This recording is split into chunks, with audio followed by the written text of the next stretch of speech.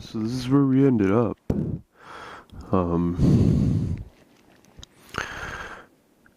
It was like, when we first got off the bus, it was like a scene out of Children of Men. They're going through, I think they're going through security or something. And all the buses pull up and,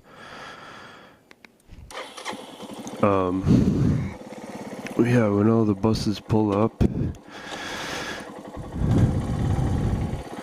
there's like people in cages off the side and people getting beaten.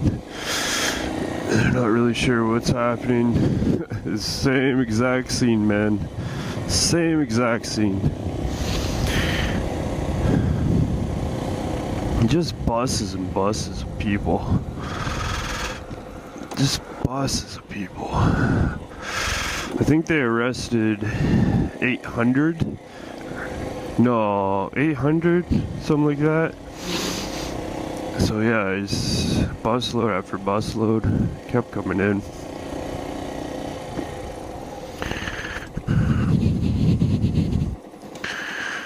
So yeah, this is part of it too, I guess.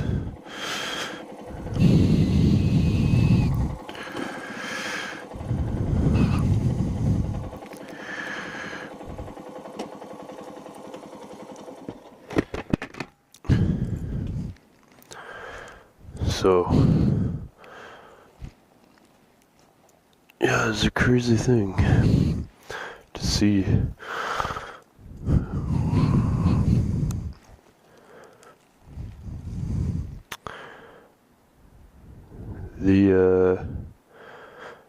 I guess we'll talk about what,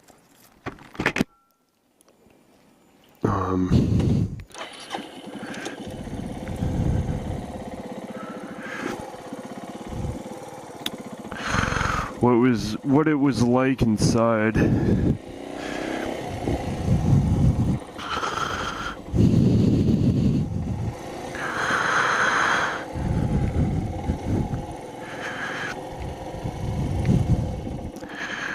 No trucks allowed. What is this? Film port or something or other.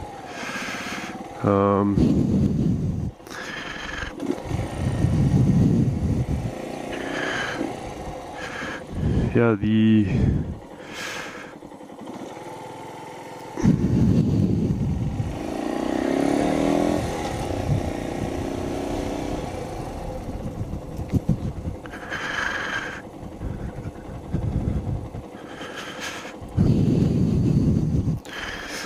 I just don't want anybody to hear me and freak out.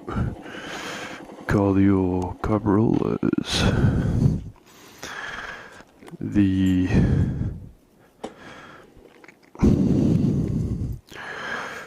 first cell, me and my buddy were in together, so it wasn't so bad. It's more like camp. We were like in a circle singing Kumbaya, you know, like no fucks are given. And every officer, CO as they call them, that walked by looked at us like, what the hell's wrong with these people? Why are they so happy to be in jail? It's like, well, we're with good people and we're not sure what's gonna happen, so we made the best of it. Second cell, still with my buddy, but at this point is so tired and delusional that, you know, my buddy didn't hit him yet, so he was just hanging out, talking to other people in the cell, and I was like, it's not there, man.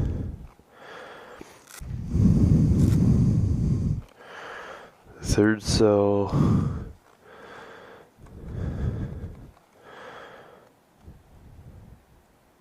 is when I lost my buddy.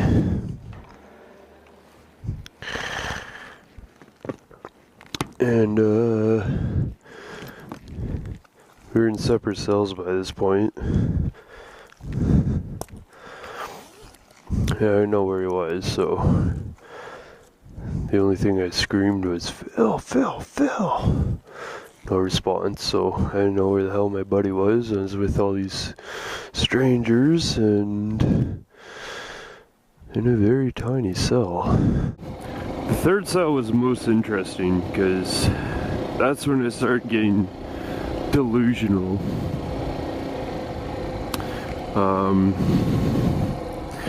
It was an old film studio, so there was set paint, all different kinds of colors and little dots of set paint splattered on the floor.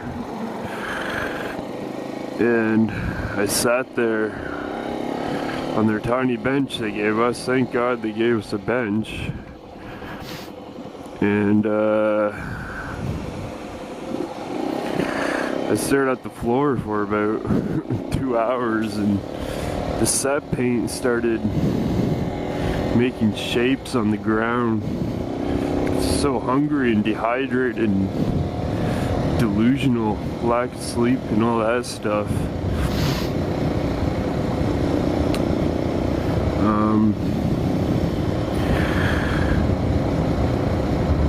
Yeah, I think I slept throughout all this.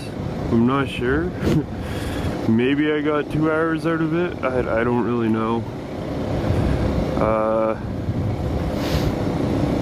There was fluorescent lights on all the time. All the time I was there for 36 hours, I was under fluorescent lights. On top of that, they put, the cells were basically just dog cages that they put aluminum siding up against the metal. So people, people were banging the cages all night, yelling people's names, trying to find their friends and stuff.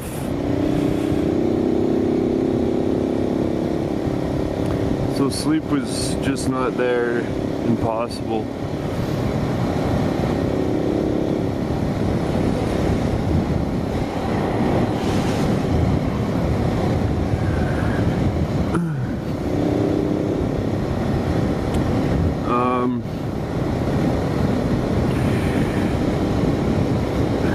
Fourth cell.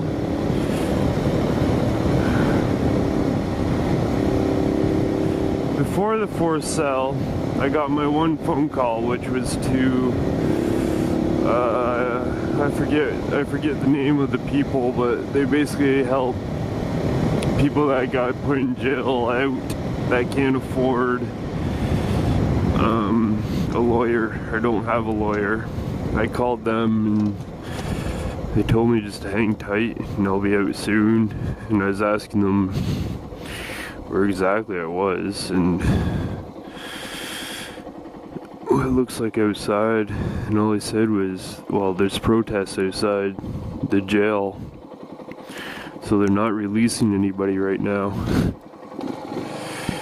Which is kind of ironic because people were protesting to get other people out of jail, but they weren't releasing people in jail because of that protest.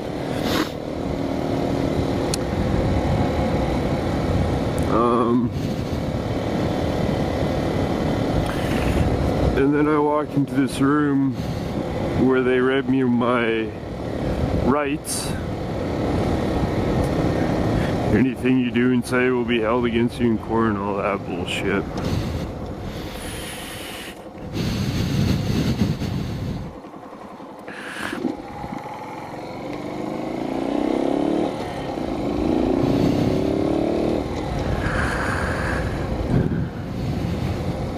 And then they threw me back in. You know what, honestly, I didn't even want a phone call. I just took it to get out of my cell for a while and go for a little walk. That's the only reason why I did it.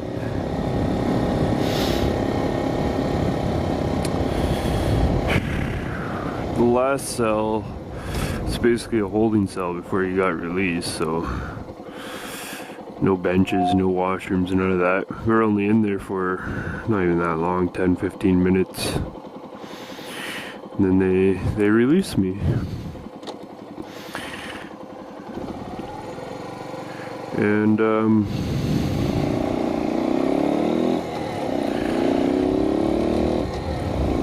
I asked if I could go through my stuff, because all my stuff was in this big plastic bag. You know, my phone, my wallet, anything that was in my pockets was in this big plastic bag.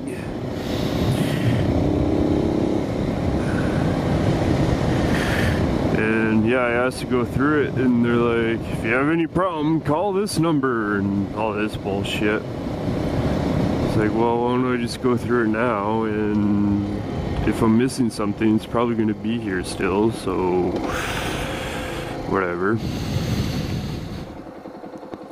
Luckily, the only thing I lost was my bicycle I didn't care about. They have my bike.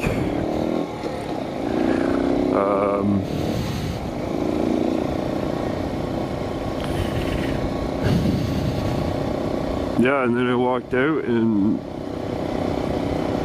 I couldn't believe the hospitality of the people outside that probably didn't have half a clue what was going on yet. And here they were, just strangers, complete strangers, offer me food and water and cookies and whatever else. And I remember I looked up across the street and there's my buddy. You know, I didn't see him for, oh man, hours.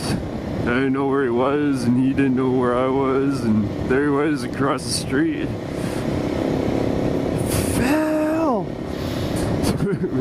we ran towards each other and hugged each other.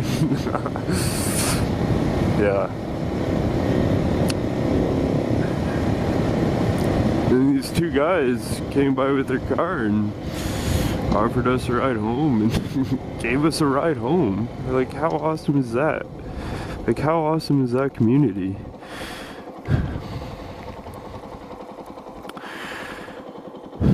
So, yeah, I mean, there's more in-depth things that happen. Like, I'm just talking about the absolute major events behind it, how I got in that situation, eventually how I got out.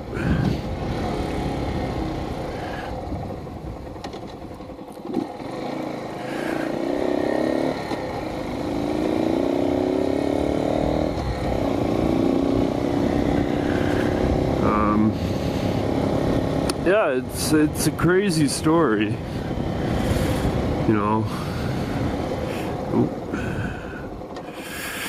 It's an absolutely crazy story.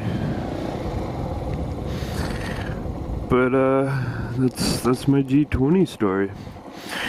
And once again, I know for sure eventually I'm gonna get some naysayers and people asking why I was there in the first place and all this kind of shit, but that's where it is. That's what happened. That's my G20 story. Now the politics of the G20 are a completely different thing. Completely different thing, but this isn't what that's about. Yeah, just leave a comment about a question or any questions you have about it and I'll answer them if I know the answer. I have no issue with that. Yeah. So anyways, I'm gonna end it here. Hopefully everything worked out. It's like 2-3 hours of recording. My mic's been acting up again. But yeah, thanks for watching.